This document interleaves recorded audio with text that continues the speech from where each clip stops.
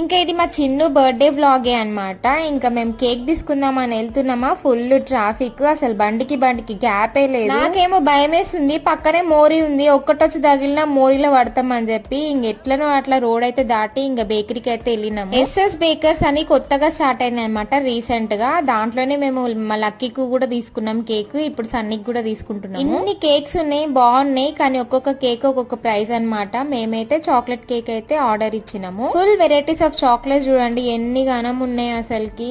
ఇంకా మావుడు పేరైతే రాపిచ్చేసినాం. నేను మా ఆయన ఇద్దరం చెప్పినాం అనమాట, సంజయ్ యాదవ్ అని చెప్పేసి. ఆయనకి యాదవ్ వినిపించలేదు, సంజయ అని రాసిండు అనమాట.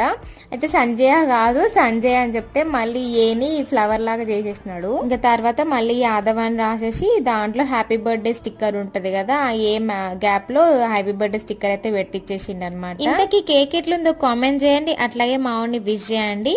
ఉంటాం.